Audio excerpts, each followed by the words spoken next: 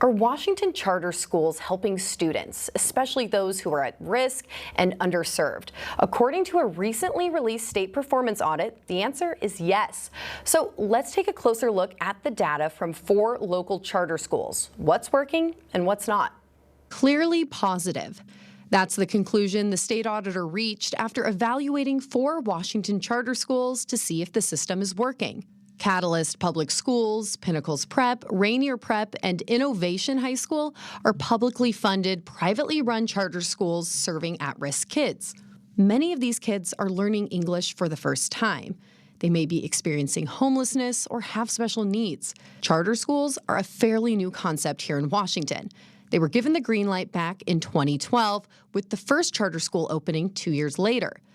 While there have been past audits, questions persist about student performance. Given how new it was, one of the things that audit wasn't able to do at the time was there just wasn't a lot of data on student outcomes. So that's why we did this particular audit, which ended up looking really at operations around how schools are identifying and supporting certain at-risk student populations. As for the results? The results were pretty positive for the schools that we looked at. We found that, generally speaking, they were doing what we expected them to do in relation to some of the legal requirements we looked at, and also in terms of leading practices, where we identified potential improvements. Really, it was minor.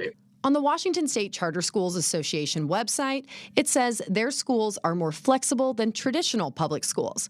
They have the ability to take creative approaches to tailor to a student's learning ability, but they are under strict oversight from the Superintendent of Public Instruction, the Washington Charter School Commission, and the state auditor. We reached out to the Education Association for their thoughts on the audit. They provided a statement, which reads, quote, "We're grateful for the ongoing work to audit charter schools, and the study shows good news for students. Yet the study included only 4 of 17 charter schools and excluded the most problematic schools, including Summit Charter Schools. So the big question, can these findings apply to all 17 of the charter schools in the state?" Our findings are specific to the schools that we looked at. We could not say that, because of this, we think that all charter schools are following these. But I would just say that the practices that we identified, the leading practices in particular, those are relevant to all of the charter schools and indeed all public schools in Washington. On December 3rd, these findings will be presented to a legislative committee, as is routine with every performance audit. And afterwards, the auditor will follow up with the schools, checking in to see if they've implemented any of their recommendations.